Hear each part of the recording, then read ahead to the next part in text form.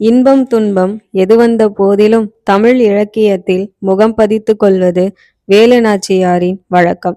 அதுபோன்று சங்க இலக்கியத்தை வேலுநாச்சியார் புரட்டி கொண்டிருந்த போது மதுரை காஞ்சி அவர் கண்ணில் பட்டது. அதன் தொடக்க வரிகளான ஓங்குதிரை வியன்பரப்பின் ஒளிமுன்னீர் வரம்பாக தேன் தூங்கும் உயர் சிமைய மலைநாரிய வியஞ்ஞாலம் என்ற 4 வரிகளை வேலுநாச்சியாரின் உதடுகள் மீண்டும் மீண்டும் உச்சரித்தன. இதே மதுரை காஞ்சியை வேலுநாச்சியார் இதற்கு முன் பலமுறை படித்திருக்கிறார். இருப்பினும் அந்த 4 வரிகளிலிருந்து வேலுநாச்சியாரின் கவனம் இன்று விலக மறுத்தது. ஓங்கி எழும் அலைகளையும் பரந்த நீர் பரப்பையும் தொடர்ச்சியாக முழங்கும் ஓசையையும் கொண்டது கடல். அந்த கடலை எல்லையாக கொண்டது இந்த உலகம். தேன் கூடுகள் தொங்கிக் கொண்டிருக்கும் மலை உச்சிகளும் இந்த உலகத்தில் உண்டு என்பதுதான் மேலே குறிப்பிட்ட 4 வரிகளுக்குரிய பொருள் என்பதும் வேலுநாச்சியாருக்கு தெரியும். ஆனால் மிகச்சிறந்த இலக்கியம் என்பது அது எந்த காலத்தில் எதன் பொருட்டு படைக்கப்பட்டிருந்தாலும் காலம் செல்ல செல்ல வாசகனுக்கும் விமர்சகனுக்கும் அந்த இலக்கியம் புதிய புதிய செய்திகளை தர வேண்டும். மதுரை காஞ்சியின் தொடக்க வரிகள் வேலுநாச்சியாருக்கு இப்போது ஒரு புதிய செய்தியை தந்தது. கடலில் தோன்றும் அலைகள் எழுந்ததும் மறைந்துவிடும். ஆனால் மலைகள் நிலைத்து நிற்கும். அலையை போன்று எழுந்ததும் மறைந்துவிடக்கூடிய செயல்களில் மனிதர்கள் ஈடுபடாமல் மலையை போன்று நிலைத்து நிற்கக்கூடிய பணிகளில் கவனத்தை செலுத்த வேண்டும். ஓங்கி எழும் கடல் அலைகளினால் உபயோகம் ஒன்றும் இல்லை. ஆனால் ஓங்கி வளர்ந்த மலைகளினால் மனித குலத்திற்கு எண்ணிலடங்கா பயன்கள் உண்டு. அதனால் ஆர்ப்பரிக்கும் அலை போன்ற வாழ்க்கையை விட அடுத்தவர்க்கு பயன்படும் மலை போன்ற வாழ்க்கையே சிறந்தது. மதுரை காஞ்சியின் தொடக்க வரிகள் இது போன்ற சிந்தனைகளை வேலுநாச்சியாரின் உள்ளத்தில் படர செய்தன. தமிழின் மீதும் தமிழ் இலக்கியத்தின் மீதும் வேலுநாச்சியார் தம் கவனத்தை செலுத்தி கொண்டிருந்த போது மகாராணி அமைச்சர் தாண்டவராயன் பிள்ளை தங்களை காண்பதற்காக காத்திருக்கிறார் என்றாள் சேடி பெண். இலக்கிய சூழலில் இருந்து விடுபட்ட வேலுநாச்சியார் வர சொல் என்றார். வணக்கம் தாயே என்ற வார்த்தையுடன் வந்து சேர்ந்தார் அமைச்சர். எழுந்து நின்று வணக்கம் அமைச்சர் பெருமகனாரே என்று சொல்லிவிட்டு அமர்ந்தார் வேலுநாச்சியார். எதிர் இருக்கையில் அமர்ந்த தாண்டவராயன் பிள்ளை சிறிது நேர அமைதிக்கு பின், தாயே, எந்த முடிவையும் எடுப்பதற்கு தங்களுக்கு உரிமை உண்டு. அந்த முடிவை நிறைவேற்றும் பொறுப்பு எனக்கு இருக்கிறது. அதே நேரத்தில் தங்களின் முடிவை அறிவிப்பதற்கு முன் அது பற்றி என்னோடு தாங்கள் பகிர்ந்து கொள்வது அவசியமாகும். ஏனெனில் எனது வயோதிகமும் வாழ்வில் நான் பெற்ற அனுபவங்களும் தங்களுக்கு பேருதவியாக இருக்கும். இல்லையெனில் தங்கள் முடிவுகளை எதிர்காலத்தில் தங்களுக்கு முள்வேலியாக முளைக்கும். அதனால்தான் என்று முடிப்பதற்குள், அமைச்சரே, தாங்கள் கவலை கொள்ளும் அளவுக்கு இதுவரை நான் எந்த முடிவையும் எடுத்ததில்லையே என்றார் வேலுநாச்சியார். தாங்கள் அப்படிப்பட்ட ஒரு முடிவை அறிவித்ததனால்தான் இப்போது வேதனையோடு தங்கள் முன் நிற்கிறேன் தாயே. அது என்ன முடிவு? மன்னர்கள் தங்கள் மனைவி இருக்க மற்றொரு மங்கை மீது மையல் கொள்வது வாடிக்கைதான். ஆசைப்பட்டவர்களை மன்னர்கள் தங்களின் அந்தரங்க நாயகிகளாக அலங்கரித்து கொள்வதும் வழக்கம்தான். தாங்கள் பிறந்த ராமநாதபுரம் சீமையின் மன்னரும் தங்களின் முன்னோடிகளில் ஒருவருமான பெரியவர் கிழவன் சேதுபதிக்கு 56 மனைவிகள் இருந்ததும் உண்மைதான். ஆனால் சிவகங்கை சீமைக்கு இது புதிது. இந்த சீமையின் முதல் மன்னர் சசிவர்ண தேவர் இதற்கு சான்று. அவரது மகனும் நம் சீமையின் மன்னருமான தங்கள் கணவர் ஒரு பெண்ணின் அழகில் மயங்கியது குற்றமன்று. அவரோடு மன்னர் பொழுதை கழித்ததும் பிழையன்று. அந்த பெண்ணையே 2ஆம் தாரமாக நம் மன்னர் ஏற்றுக்கொள்வதும் சரியே. ஆனால் இந்த திருமணத்தை தாங்கள் தலைமை ஏற்று நடத்தியதும் மாங்கல்யத்தை தாங்களே மன்னர் கையில் எடுத்து கொடுத்து அதை அந்த பெண் கழுத்தில் கட்ட சொன்னதும் தான் எனக்கு வேதனை அளிக்கிறது. இது பற்றி நீங்கள் என்னிடம் விவாதித்திருந்தால் இது போன்று நடக்க நான் அனுமதித்திருக்க மாட்டேன். ஏனெனில் அந்த பெண் இசைவேளாளர் வகுப்பை சார்ந்தவர் என்பதை கூட அறிய முயற்சிக்காமல் நீங்கள் அவசரப்பட்டு விட்டீர்கள். அதுதான் என்று முடிப்பதற்குள் வேலு நாச்சியார், அமைச்சரே, தங்களின் கவலைக்குரிய காரணம் அறிந்து எனக்கு நகைப்புதான் வருகிறது. ஒரு பெண்ணை அனுபவிப்பதும் ஒரு கட்டத்தில் அவளை கைவிடுவதும் இங்கே ஆண்களுக்கு வாடிக்கையாக இருக்கலாம். ஆனால் இன்பம் துய்த்த பின் தூக்கி எறியப்பட்ட ஒரு பெண்ணின் நிலையில் இருந்துதான் இந்த பிரச்சனையை அணுக வேண்டும். ஆண் ஆதிக்கத்திற்கும் ஆண் இச்சைகளுக்கும் பெண் ஒரு போதைப் பொருளாக பயன்படுத்தப்படுவதில் எனக்கு உடன்பாடில்லை. இது முற்றிலும் எங்கள் தனிப்பட்ட வாழ்க்கை சம்பந்தப்பட்டதால் இது பற்றி உங்களிடம் நான் விவாதிக்கவில்லை. பெண் ஒருத்தியால் மன்னரின் உள்ளம் வேதளிப்பதையும் அதனால் மன்னரின் கவனம் திசை மாறுவதையும் என்னால் பார்த்து கொண்டிருக்க இயலாது. தடை போடுவதால் இதற்கு விடை காணவும் முடியாது. ஏனெனில் மரம் முறிந்தால் துளிர்க்க வைக்கலாம், ஆனால் மனது முறிந்தால். அதனால்தான் நான் இந்த முடிவுக்கு வந்தேன். இந்த நேரத்தில் அவள் என்ன சாதி என்ற சரித்திர ஆராய்ச்சி இங்கு முக்கியமல்ல. என் கணவர் அந்த பெண்ணின் அழகில் தன்னை இழந்தபோது சாதி தெரியவில்லை. அவள் நினைவில் இரவெல்லாம் தூங்காமல் என் கணவர் துடித்த போதும் சாதி தெரியவில்லை.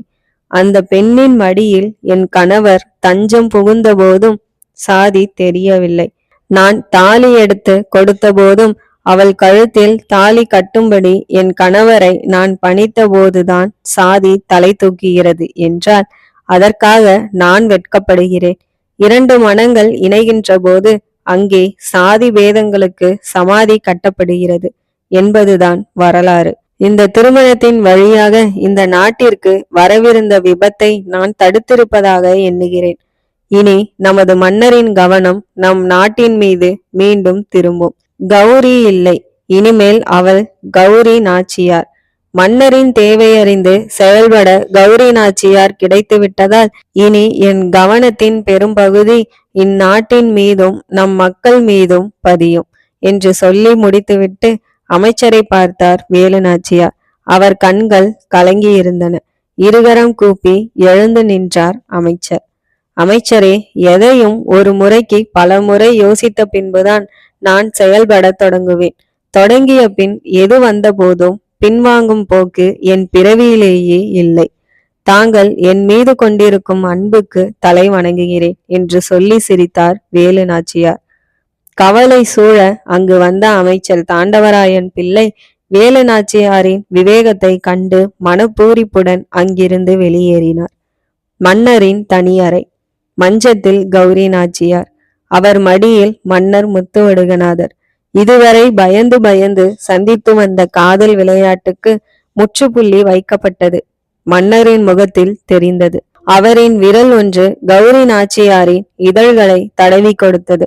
மற்றொரு கை இளையராணியின் முதுகை தடவி பார்த்தது. 4 விழிகளும் அங்கு நடனம் புரிந்தன. இதழோடு இதழ் சேர்க்க மன்னர் எத்தனித்தார்.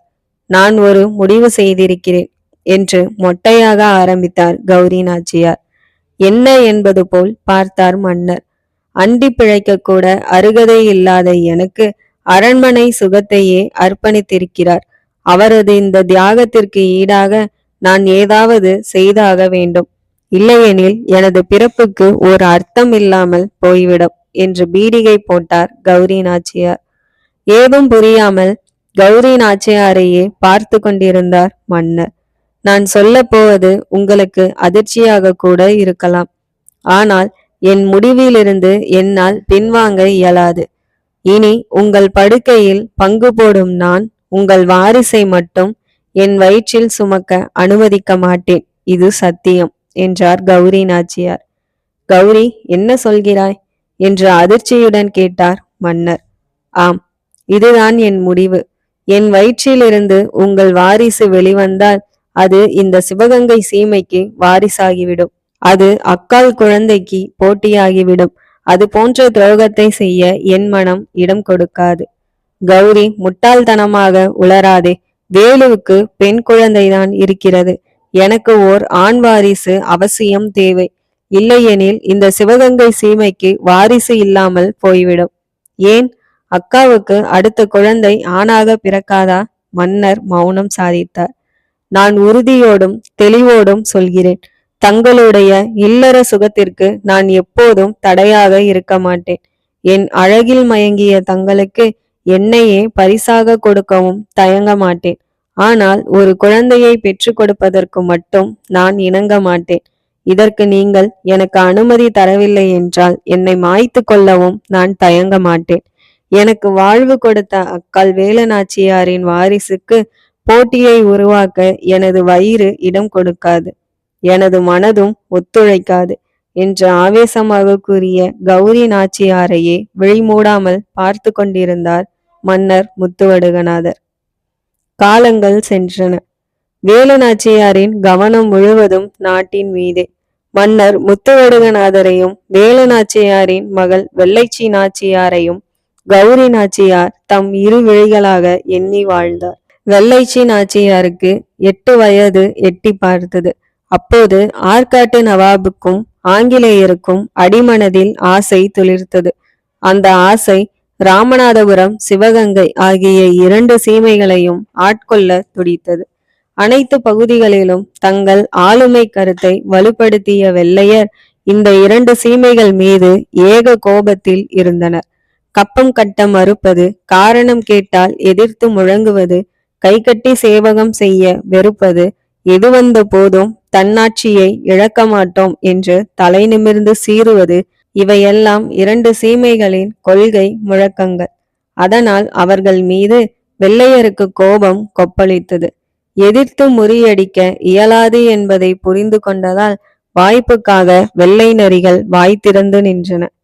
ராமநாதபுரம் மன்னர் முத்துராமலிங்க சேதுபதிக்கோ வயது 12. அரசாளுவதோ அவரது தாயார் முத்து திருவாயி நாச்சியார். பாலகன் பெயரில் பட்டம், பாராளுவதோ பெண். இது போதாதா வெள்ளையருக்கு? இதுதான் தக்க தருணம் என அவர்கள் எண்ணமிட்டனர். தங்கள் எண்ணத்தை ஈடேற்ற திட்டமிட்டனர். 1772 மே மாதத்தில் ஒரு நாள் ஆற்காட்டு நவாபின் மகன் உம்தத் உல் உம்ரா, ஆங்கில தளபதி ஜோசப் ஸ்மித் ஆகியோர் தலைமையில் கூட்டுப்படை ஒன்று திருச்சியில் இருந்து ராமநாதபுரத்துக்கும், பாஞ்சோர் என்பவன் தலைமையில் மற்றொரு படை சிவகங்கை வழியாக ராமநாதபுரம் செல்ல மதுரையிலிருந்து புறப்பட்டு விட்டது. செய்தி சிவகங்கை சீமைக்கு வந்தது. சிவகங்கை சீமை சிலிர்த்து எழுந்தது.